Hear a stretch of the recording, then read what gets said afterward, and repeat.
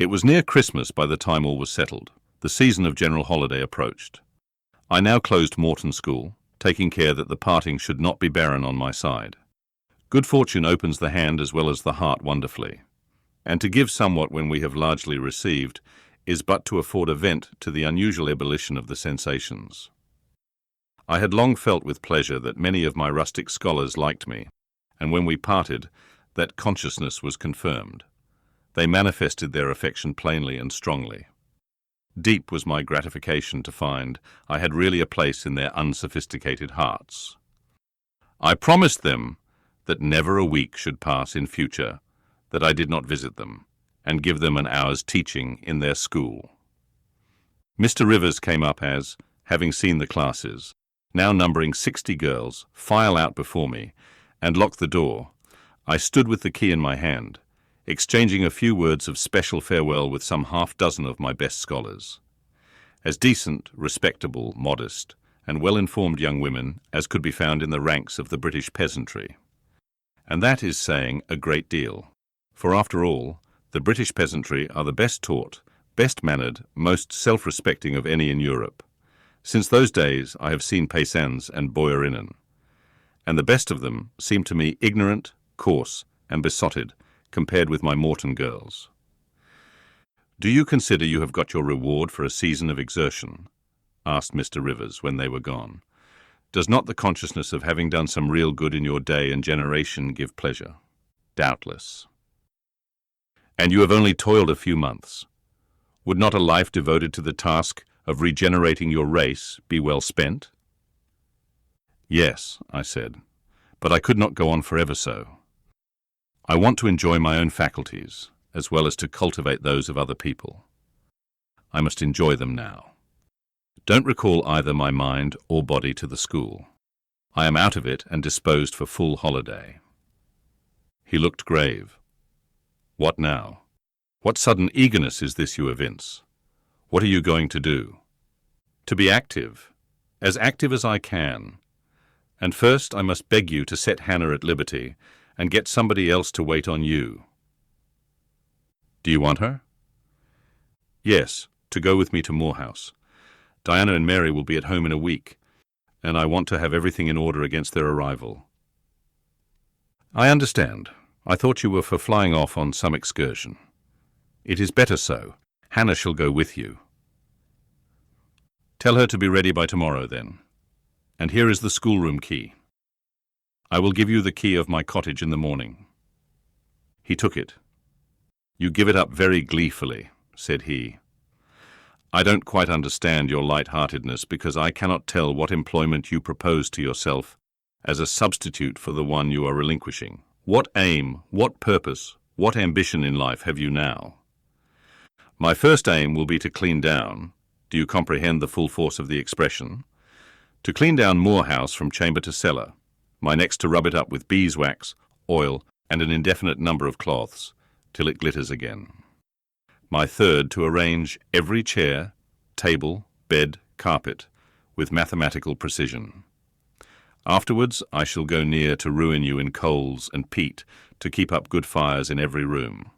And lastly, the 2 days preceding that on which your sisters are expected will be devoted by Hannah and me to such a beating of eggs, sorting of currants, grating of spices, compounding of Christmas cakes, chopping up of materials for mince pies, and solemnizing of other culinary rites, as words can convey but an inadequate notion of to the uninitiated like you.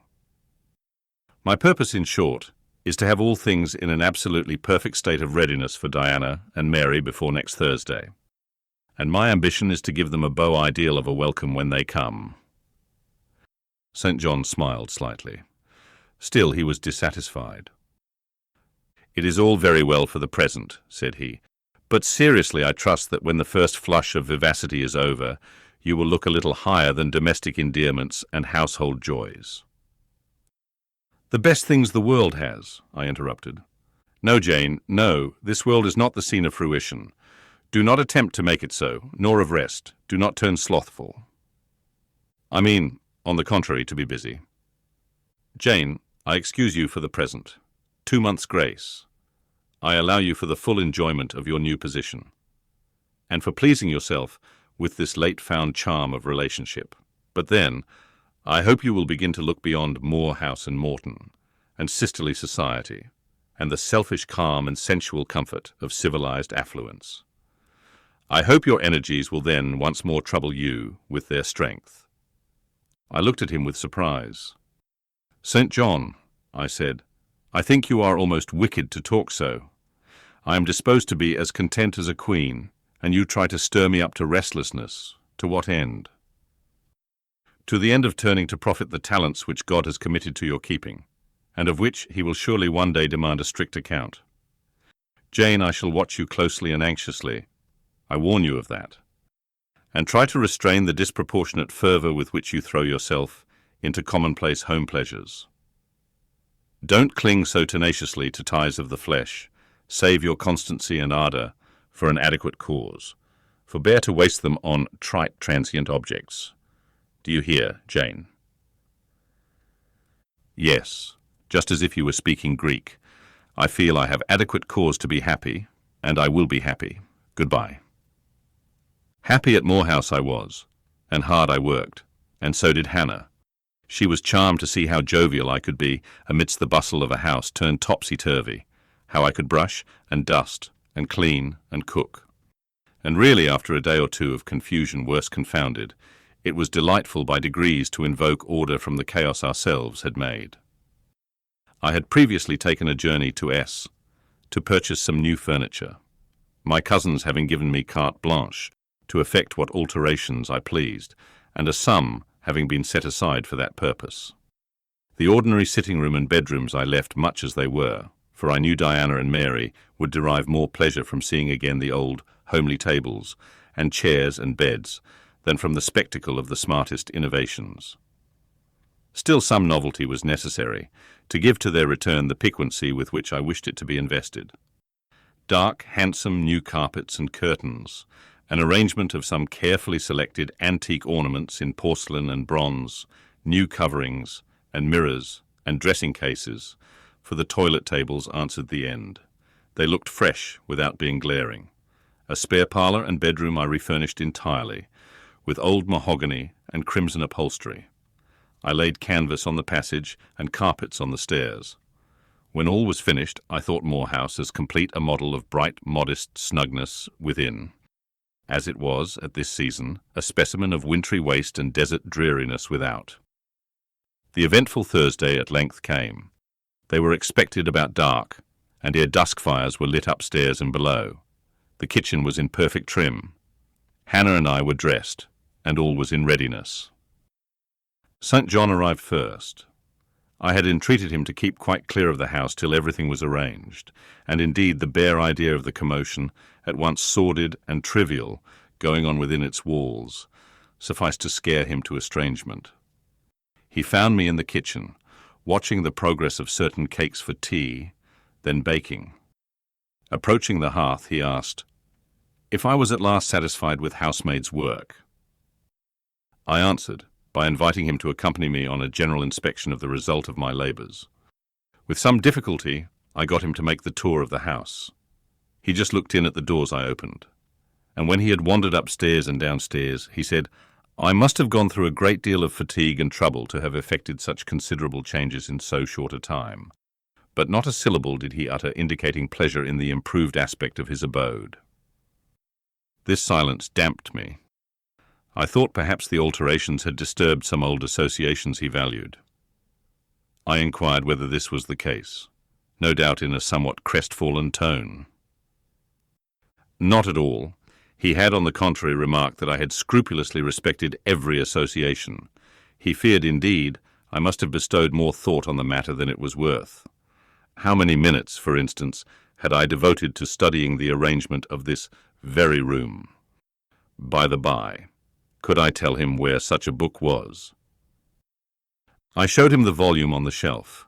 He took it down, and withdrawing to his accustomed window recess, he began to read it. Now, I did not like this, reader. St. John was a good man, but I began to feel he had spoken truth of himself when he said he was hard and cold. The humanities and amenities of life had no attraction for him. its peaceful enjoyments no charm.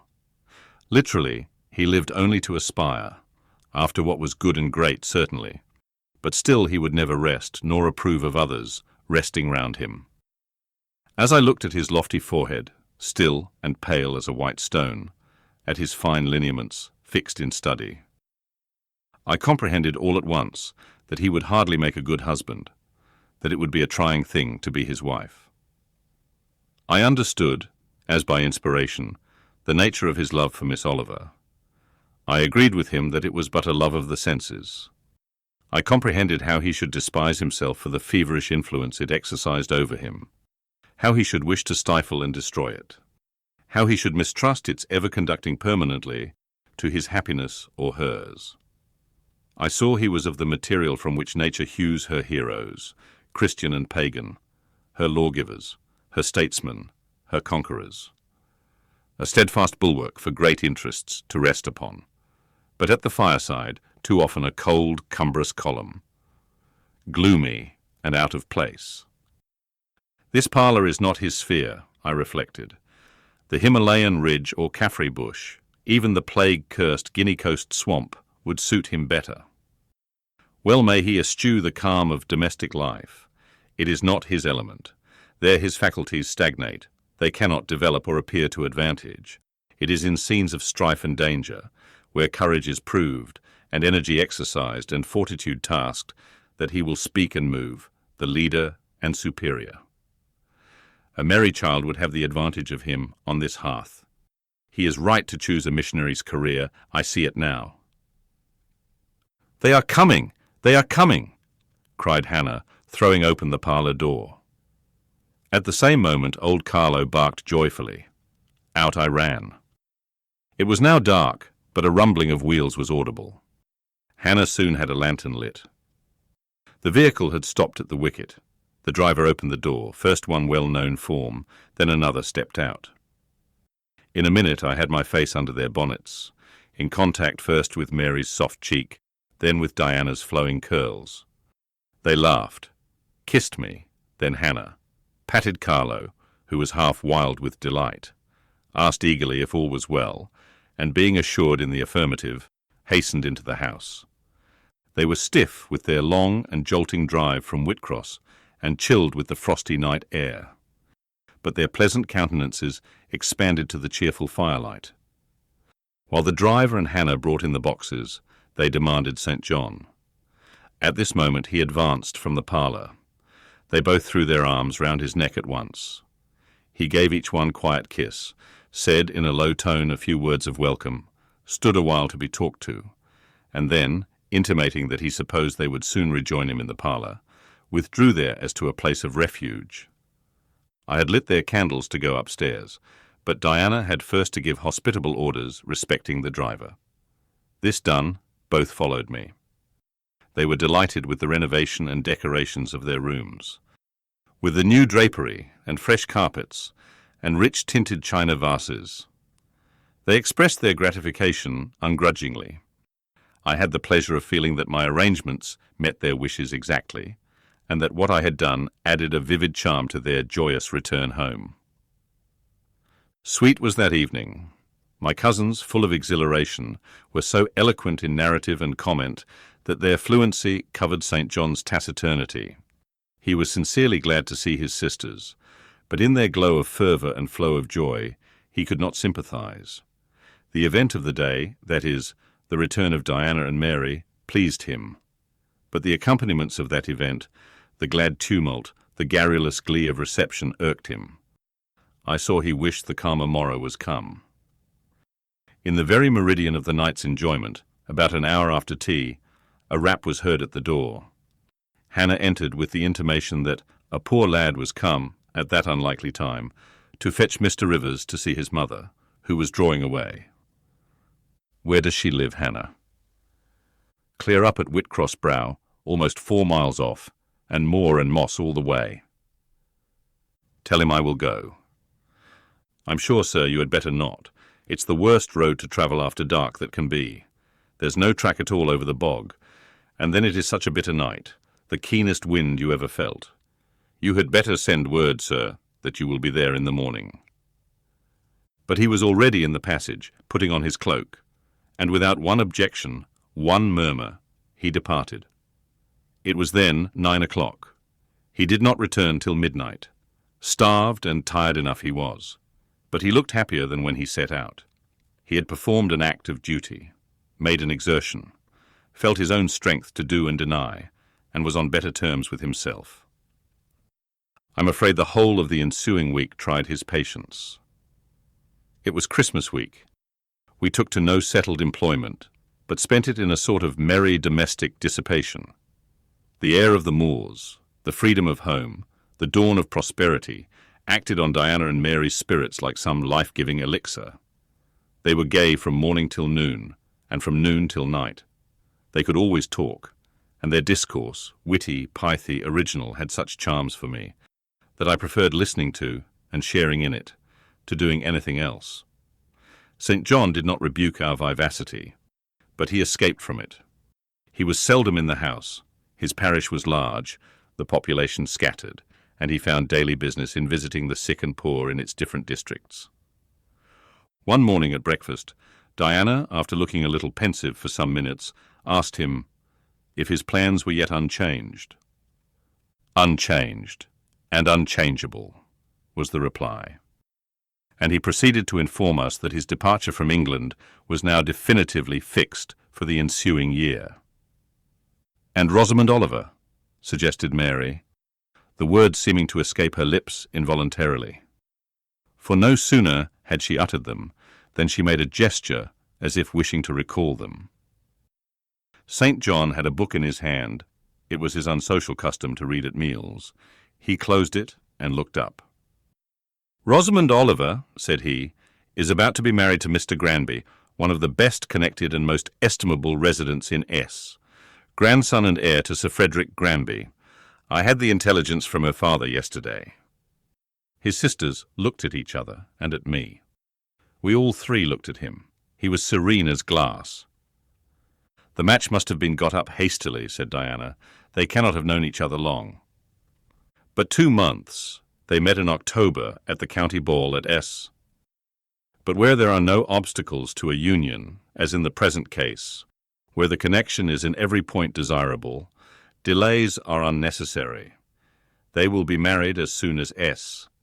Place, which Sir Frederick gives up to them, can be refitted for their reception." The first time I found St. John alone after this communication, I felt tempted to inquire if the event distressed him, but he seemed so little to need sympathy that so far from venturing to offer him more, I experienced some shame at the recollection of what I had already hazarded. Besides, I was out of practice in talking to him. His reserve was again frozen over, and my frankness was congealed beneath it. He had not kept his promise of treating me like his sisters. He continually made little chilling differences between us, which did not at all tend to the development of cordiality.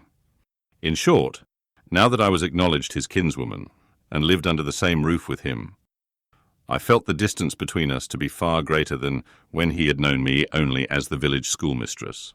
When I remembered how far I had once been admitted to his confidence, I could hardly comprehend his present frigidity. Such being the case, I felt not a little surprised when he raised his head suddenly from the desk over which he was stooping and said, "You see, Jane, the battle is fought and the victory won." Startled at being thus addressed, I did not immediately reply.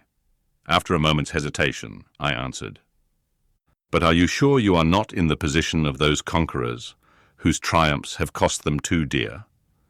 Would not such another ruin you?" "I think not, and if I were, it does not much signify. I shall never be called upon to contend for such another. The event of the conflict is decisive. My way is now clear. I thank God for it." So saying, he returned to his papers and his silence. As our mutual happiness, that is, Diana's, Mary's and mine, settled into a quieter character, and we resumed our usual habits and regular studies, St. John stayed more at home. He sat with us in the same room, sometimes for hours together. While Mary drew, Diana pursued a course of encyclopedic reading she had, to my awe and amazement, undertaken, and I fagged away at German, he pondered a mystic lore of his own, that of some Eastern tongue, the acquisition of which he thought necessary to his plans. Thus engaged, he appeared sitting in his own recess, quiet and absorbed enough. But that blue eye of his had a habit of leaving the outlandish-looking grammar and wandering over and sometimes fixing upon us, his fellow students, with a curious intensity of observation. If caught, it would be instantly withdrawn. Yet ever and anon it returned searchingly to our table. I wondered what it meant. I wondered, too, at the punctual satisfaction he never failed to exhibit on an occasion that seemed to me of small moment, namely, my weekly visit to Morton School. And still more was I puzzled when, if the day was unfavourable, if there was snow or rain or high wind, and his sisters urged me not to go, he would invariably make light of their solicitude and encourage me to accomplish the task without regard to the elements. "Jane is not such a weakling as you would make her," he would say. "She can bear a mountain blast or a shower or a few flakes of snow, as well as any of us. Her constitution is both sound and elastic, better calculated to endure variations of climate than many more robust." And when I returned, sometimes a good deal tired, and not a little weather-beaten, I never dared complain, because I saw that to murmur would be to vex him. On all occasions, fortitude pleased him. The reverse was a special annoyance. One afternoon, however, I got leave to stay at home, because I really had a cold. His sisters were gone to Morton in my stead. I sat reading Schiller, he deciphering his crabbed Oriental scrolls. As I exchanged a translation for an exercise, I happened to look his way. There I found myself under the influence of the ever-watchful blue eye. How long it had been searching me through, and over, I cannot tell. So keen was it, and yet so cold, I felt for the moment superstitious, as if I were sitting in the room with something uncanny. "Jane, what are you doing?" "Learning German." "I want you to give up German and learn Hindustani." "You are not in earnest?" "In such earnest that I must have it so, and I will tell you why." He then went on to explain that Hindustani was the language he was himself at present studying, that as he advanced, he was apt to forget the commencement, that it would assist him greatly to have a pupil with whom he might again and again go over the elements, and so fix them thoroughly in his mind, that his choice had hovered for some time between me and his sisters, but that he had fixed on me because he saw I could sit at a task the longest of the three. Would I do him this favour? I should not, perhaps, have to make the sacrifice long, as it wanted now barely 3 months to his departure. St. John was not a man to be lightly refused. You felt that every impression made on him, either for pain or pleasure, was deep-graved and permanent. I consented. When Diana and Mary returned, the former found her scholar transferred from her to her brother. She laughed, and both she and Mary agreed that St. John should never have persuaded them to such a step. He answered quietly, "I know it." I found him a very patient, very forbearing, and yet an exacting master. He expected me to do a great deal, and when I fulfilled his expectations, he in his own way fully testified his approbation. By degrees he acquired a certain influence over me that took away my liberty of mind. His praise and notice were more restraining than his indifference. I could no longer talk or laugh freely when he was by, because a tiresomely importunate instinct reminded me that vivacity, at least in me, was distasteful to him. I was so fully aware that only serious moods and occupations were acceptable, that in his presence every effort to sustain or follow any other became vain. I fell under a freezing spell. When he said go, I went. Come, I came. Do this, I did it. But I did not love my servitude. I wished, many a time, he had continued to neglect me. One evening when at bedtime his sisters and I stood round him, bidding him good night, he kissed each of them, as was his custom, and as was equally his custom, he gave me his hand. Diana, who chanced to be in a frolicsome humour, she was not painfully controlled by his will, for hers in another way was as strong, exclaimed, "St. John, You used to call Jane your third sister, but you don't treat her as such. You should kiss her too." She pushed me towards him. I thought Diana very provoking and felt uncomfortably confused, and while I was thus thinking and feeling, St. John bent his head. His Greek face was brought to a level with mine. His eyes questioned my eyes, piercingly. He kissed me. There are no such things as marble kisses or ice kisses, or I should say my ecclesiastical cousin's salute belonged to one of these classes.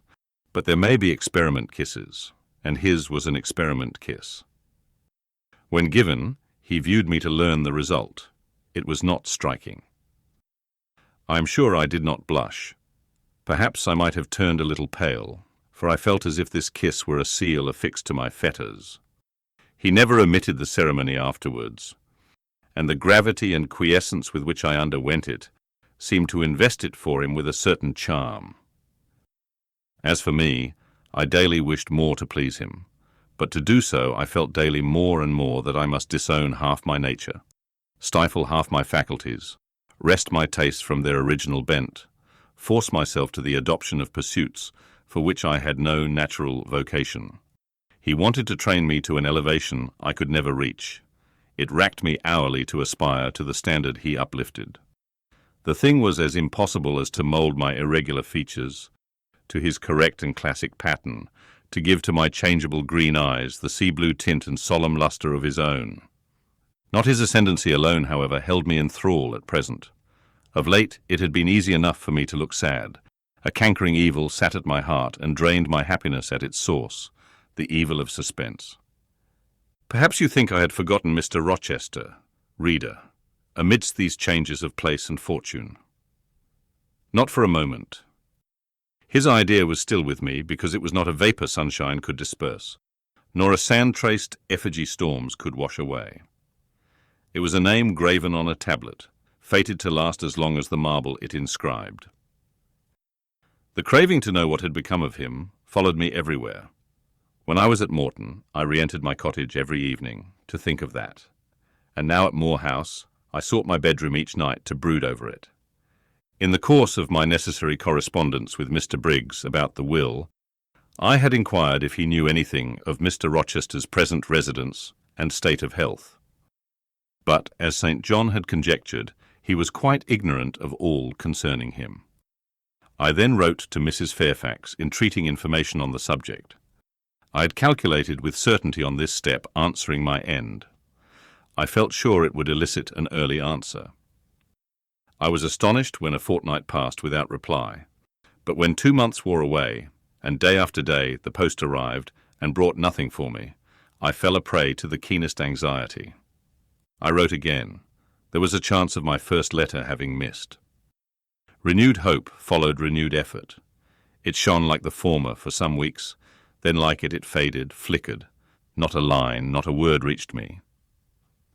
When half a year wasted in vain expectancy, my hope died out, and then I felt dark indeed. A fine spring shone round me, which I could not enjoy. Summer approached. Diana tried to cheer me. She said I looked ill, and wished to accompany me to the seaside. This St. John opposed. He said I did not want dissipation. I wanted employment. My present life was too purposeless. I required an aim. And I suppose, by way of supplying deficiencies, he prolonged still further my lessons in Hindustani, and grew more urgent in requiring their accomplishment. And I, like a fool, never thought of resisting him. I could not resist him. One day I had come to my studies, in lower spirits than usual. The ebb was occasioned by a poignantly felt disappointment. Hannah had told me in the morning there was a letter for me, and when I went down to take it, almost certain that the long-looked-for tidings were vouchsafed me at last, I found only an unimportant note from Mr. Briggs on business. The bitter cheque had wrung from me some tears, and now as I sat poring over the crabbed characters and flourishing tropes of an Indian scribe, my eyes filled again. St. John called me to his side to read. In attempting to do this, my voice failed me. Words were lost in sobs. He and I were the only occupants of the parlour. Diana was practising her music in the drawing-room. Mary was gardening. It was a very fine May day, clear, sunny, and breezy. My companion expressed no surprise at this emotion, nor did he question me as to its cause. He only said, "We will wait a few minutes, Jane, till you are more composed." And while I smothered the paroxysm with all haste, he sat calm and patient, leaning on his desk and looking like a physician watching with the eye of science an expected and fully understood crisis in a patient's malady. Having stifled my sobs, wiped my eyes, and muttered something about not being very well that morning, I resumed my task and succeeded in completing it. St. John put away my books and his, locked his desk, and said, "Now, Jane, you shall take a walk, and with me." "I will call Diana and Mary." "No, I want only one companion this morning, and that must be you. Put on your things. Go out by the kitchen door. Take the road towards the head of Marsh Glen. I will join you in a moment." I know no medium. I never in my life have known any medium in my dealings with positive hard characters antagonistic to my own, between absolute submission and determined revolt. I have always faithfully observed the one, up to the very moment of bursting, sometimes with volcanic vehemence, into the other. And as neither present circumstances warranted, nor my present mood inclined me to mutiny, I observed careful obedience to St. John's directions, and in 10 minutes I was treading the wild track of the glen side by side with him. The breeze was from the west. It came over the hills, sweet with scents of heath and rush. The sky was of stainless blue. The stream descending the ravine, swelled with past spring rains, poured along plentiful and clear, catching golden gleams from the sun and sapphire tints from the firmament. As we advanced and left the track, we trod a soft turf, mossy fine and emerald green, minutely enamelled with a tiny white flower, and spangled with a star-like yellow blossom. The hills, meantime, shut us quite in, for the glen, towards its head, wound to their very core.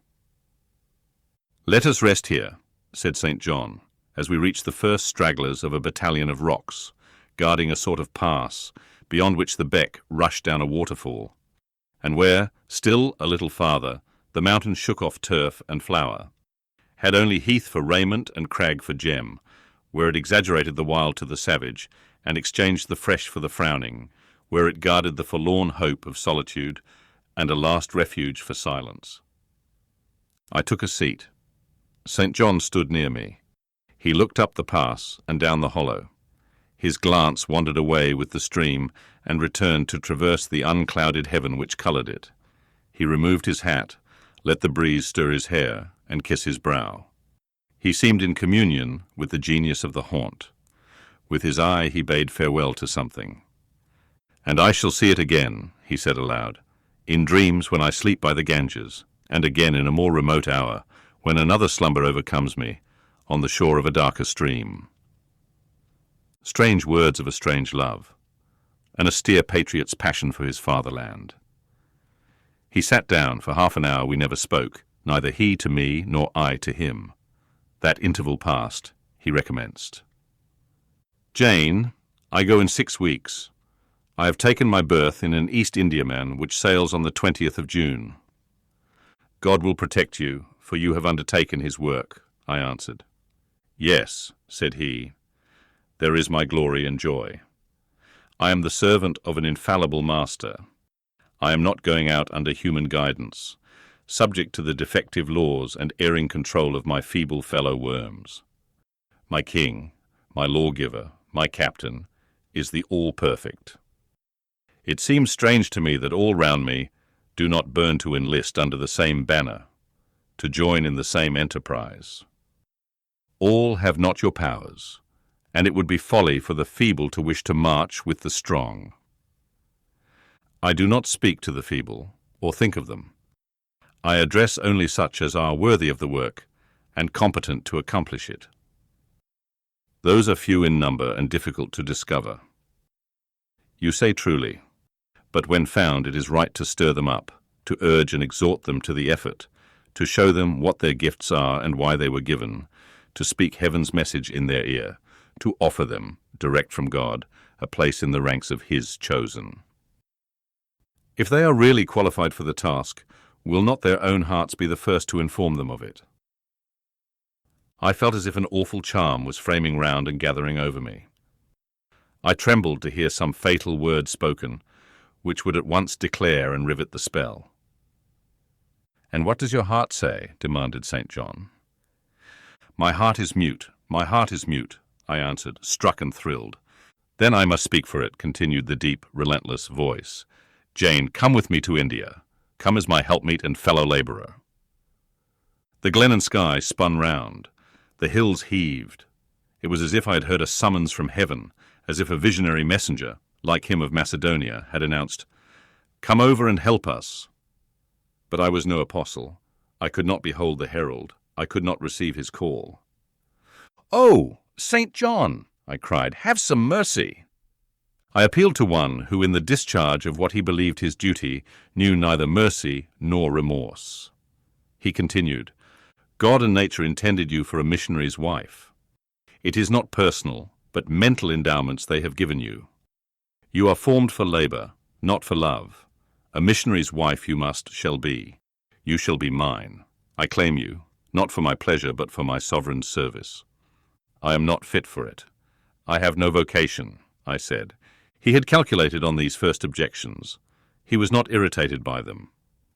Indeed, as he leaned back against the crag behind him, folded his arms on his chest, and fixed his countenance, I saw he was prepared for a long and trying opposition, and had taken in a stock of patience to last him to its close, resolved, however, that close should be conquest for him.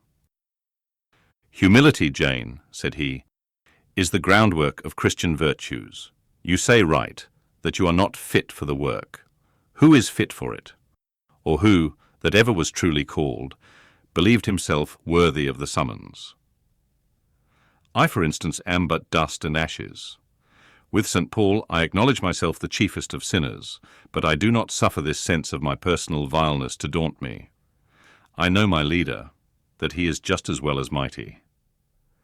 And while he has chosen a feeble instrument to perform a great task, he will, from the boundless stores of his providence, supply the inadequacy of the means to the end. Think like me, Jane. Trust like me. It is the rock of ages I ask you to lean on. Do not doubt, but it will bear the weight of your human weakness. I do not understand a missionary life. I have never studied missionary labours. There I, humble as I am, can give you the aid you want.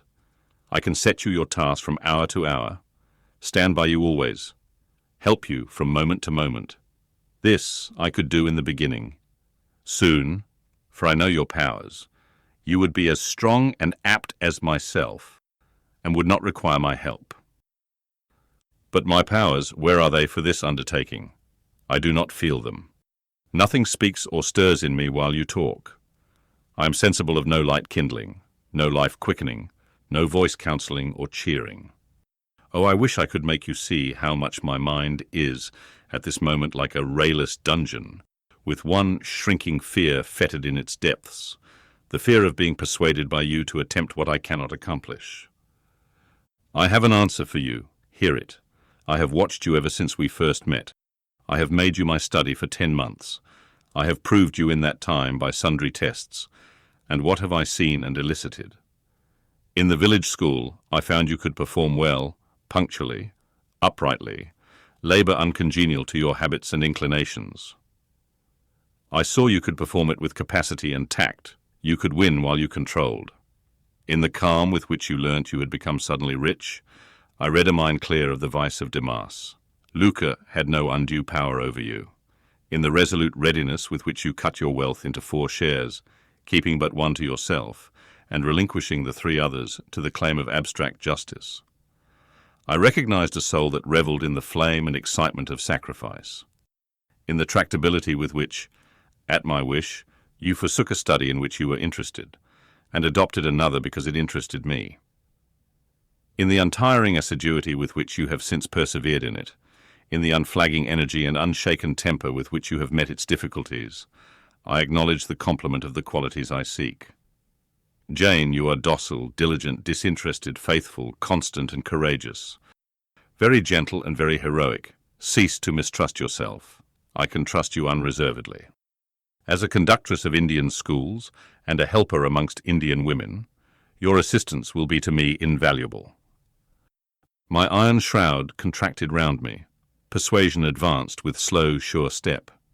Shut my eyes as I would, these last words of his succeeded in making the way, which had seemed blocked up, comparatively clear. My work, which had appeared so vague, so hopelessly diffuse, condensed itself as he proceeded, and assumed a definite form under his shaping hand. He waited for an answer. I demanded a quarter of an hour to think before I again hazarded a reply. "Very willingly," he rejoined, and rising, he strode a little distance up the pass, threw himself down on a swell of heath, and there lay still. I can do what he wants me to do. I am forced to see and acknowledge that, I meditated. That is, if life be spared me. But I feel mine is not the existence to be long protracted under an Indian sun. What then? He does not care for that. When my time came to die, he would resign me, in all serenity and sanctity, to the God who gave me. The case is very plain before me. In leaving England, I should leave a loved but empty land. Mr. Rochester is not there, and if he were, what is? What can that ever be to me? My business is to live without him now. Nothing so absurd, so weak as to drag on from day to day, as if I were waiting some impossible change in circumstances which might reunite me to him. Of course, as St. John once said, I must seek another interest in life to replace the one lost. Is not the occupation he now offers me truly the most glorious man can adopt, or God assign? Is it not, by its noble cares and sublime results, the one best calculated to fill the void left by uptorn affections and demolished hopes? I believe I must say, yes, and yet I shudder. Alas! If I join St. John, I abandon half myself. If I go to India, I go to premature death. And how will the interval between leaving England for India and India for the grave be filled? Oh, I know well. That too is very clear to my vision. By straining to satisfy St. John till my sinews ache, I shall satisfy him, to the finest central point and farthest outward circle of his expectations. If I do go with him, if I do make the sacrifice he urges, I will make it absolutely. I will throw all on the altar, heart, vitals, the entire victim. He will never love me, but he shall approve me. I will show him energies he has not yet seen, resources he has never suspected. Yes, I can work as hard as he can, and with as little grudging. Consent, then, to his demand is possible, but for one item, one dreadful item. It is that he asks me to be his wife, and has no more of a husband's heart for me than that frowning giant of a rock, down which the stream is foaming in yonder gorge. He prizes me as a soldier would a good weapon, and that is all. Unmarried to him, this would never grieve me. But can I let him complete his calculations, coolly put into practice his plans, go through the wedding ceremony? Can I receive from him the bridal ring, endure all the forms of love, which I doubt not he would scrupulously observe, and know that the spirit was quite absent? Can I bear the consciousness that every endearment he bestows is a sacrifice made on principle? No, such a martyrdom would be monstrous. I will never undergo it. As his sister, I might accompany him, not as his wife. I will tell him so. I looked towards the knoll. There he lay, still as a prostrate column, his face turned to me, his eye beaming watchful and keen.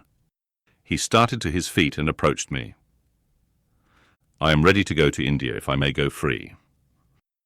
Your answer requires a commentary, he said. It is not clear. You have hitherto been my adopted brother, I your adopted sister. Let us continue as such. You and I had better not marry. He shook his head. Adopted fraternity will not do in this case. If you were my real sister, it would be different. I should take you and seek no wife. But as it is, either our union must be consecrated and sealed by marriage, or it cannot exist. Practical obstacles oppose themselves to any other plan. Do you not see it, Jane? Consider a moment. Your strong sense will guide you. I did consider, and still my sense, such as it was, directed me only to the fact that we did not love each other as man and wife should, and therefore it inferred we ought not to marry. I said so. St. John, I returned, I regard you as a brother, you me as a sister, so let us continue. We cannot, he answered, with short, sharp determination. It would not do. You have said you will go with me to India, remember. You have said that. Conditionally. Well, well. To the main point, the departure with me from England, the cooperation with me in my future labours. You do not object. You have already as good as put your hand to the plough. You are too consistent to withdraw it. You have but one end to keep in view, how the work you have undertaken can best be done. Simplify your complicated interests, feelings, thoughts, wishes, aims. Merge all considerations in one purpose, that of fulfilling with effect, with power, the mission of your great master. To do so, you must have a coadjutor, not a brother, that is a loose tie, but a husband. I, too, do not want a sister. A sister might any day be taken from me. I want a wife. The sole helpmeet I can influence efficiently in life and retain absolutely till death. I shuddered as he spoke. I felt his influence in my marrow, his hold on my limbs. Seek one elsewhere than in me, St. John. Seek one fitted to you. One fitted to my purpose, you mean, fitted to my vocation. Again I tell you, it is not the insignificant private individual, the mere man with the man's selfish senses. I wish to mate. It is the missionary. And I will give the missionary my energies. It is all he wants, but not myself. That would be only adding the husk and shell to the kernel. For them he has no use. I retain them. You cannot, you ought not. Do you think God will be satisfied with half an oblation? Will he accept a mutilated sacrifice? It is the cause of God I advocate. It is under his standard I enlist you. I cannot accept on his behalf a divided allegiance. It must be entire. Oh, I will give my heart to God, I said. You do not want it. I will not swear, reader, that there was not something of repressed sarcasm both in the tone in which I uttered this sentence and in the feeling that accompanied it. I had silently feared St. John till now, because I had not understood him. He had held me in awe, because he had held me in doubt. How much of him was saint, how much mortal, I could not heretofore tell. But revelations were being made in this conference. The analysis of his nature was proceeding before my eyes. I saw his fallibilities. I comprehended them. I understood that sitting there where I did, on the bank of heath, and with that handsome form before me, I sat at the feet of a man, erring as I. The veil fell from his hardness and despotism. Having felt in him the presence of these qualities, I felt his imperfection and took courage. I was with an equal, one with whom I might argue, one whom, if I saw good, I might resist. He was silent after I had uttered the last sentence, and I presently risked an upward glance at his countenance. His eye, bent on me, expressed at once stern surprise and keen inquiry. Is she sarcastic, and sarcastic to me, it seemed to say? What does this signify? Do not let us forget that this is a solemn matter, he said ere long, one of which we may neither think nor talk lightly without sin. I trust, Jane, you are in earnest when you say you will serve your heart to God. It is all I want. Once wrench your heart from man and fix it on your Maker. The advancement of that Maker's spiritual kingdom on earth will be your chief delight and endeavour. You will be ready to do at once whatever furthers that end. You will see what impetus would be given to your efforts and mine by our physical and mental union in marriage, the only union that gives a character of permanent conformity to the destinies and designs of human beings, and passing over all minor caprices, all trivial difficulties and delicacies of feeling, all scruple about the degree, kind, strength, or tenderness of mere personal inclination. You will hasten to enter into that union at once. Shall I? I said briefly, and I looked at his features, beautiful in their harmony, but strangely formidable in their still severity. At his brow, commanding but not open, at his eyes, bright and deep and searching, but never soft, at his tall, imposing figure, and fancied myself in idea his wife. Oh, it would never do. As his curate, his comrade, all would be right. I would cross oceans with him in that capacity, toil under eastern suns, in Asian deserts with him in that office, admire and emulate his courage and devotion and vigour, accommodate quietly to his masterhood, smile undisturbed at his ineradicable ambition, discriminate the Christian from the man, profoundly esteem the one, and freely forgive the other. I should suffer often, no doubt, attached to him only in this capacity. My body would be under rather a stringent yoke, but my heart and mind would be free. I should still have my unblighted self to turn to, my natural, unenslaved feelings with which to communicate in moments of loneliness. There would be recesses in my mind, which would be only mine, to which he never came, and sentiments growing there, fresh and sheltered, which his austerity could never blight, nor his measured warrior march trample down. But as his wife, at his side always, and always restrained, and always checked, forced to keep the fire of my nature continually low, to compel it to burn inwardly and never utter a cry, though the imprisoned flame consumed vital after vital, this would be unendurable. "St. John," I exclaimed, when I had got so far in my meditation. "Well?" he answered icily. "I repeat, I freely consent to go with you as your fellow missionary, but not as your wife. I cannot marry you and become part of you." "A part of me you must become," he answered steadily. "Otherwise the whole bargain is void. How can I, a man not yet 30, take out with me to India a girl of 19, unless she be married to me? How can we be forever together? Sometimes in solitude, sometimes amidst savage tribes, and unwed." "Very well," I said shortly. "Under the circumstances, quite as well as if I were either your real sister or a man and a clergyman like yourself." "It is known that you are not my sister. I cannot introduce you as such. To attempt it would be to fasten injurious suspicions on us both. And for the rest, though you have a man's vigorous brain, you have a woman's heart, and it would not do." "It would do," I affirmed with some disdain, "perfectly well. I have a woman's heart, but not where you are concerned. For you, I have only a comrade's constancy, a fellow soldier's frankness, fidelity, fraternity, if you like, a neophyte's respect and submission to his hierophant. Nothing more. Don't fear." "It is what I want," he said, speaking to himself.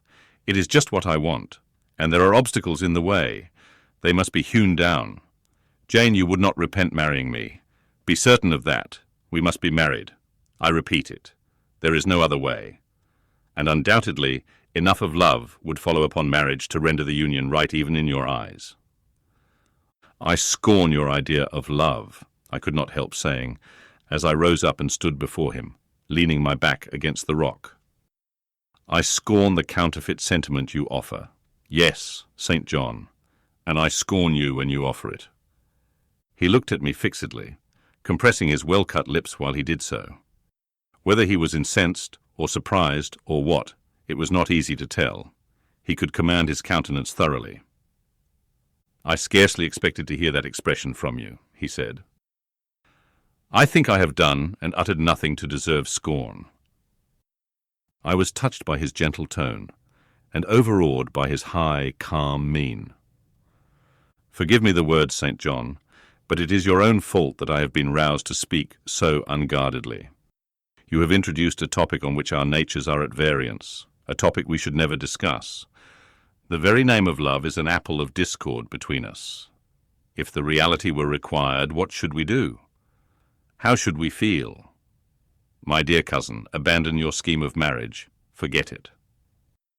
"No," said he, "it is a long-cherished scheme, and the only one which can secure my great end, but I shall urge you no further at present. Tomorrow I leave home for Cambridge. I have many friends there to whom I should wish to say farewell. I shall be absent a fortnight.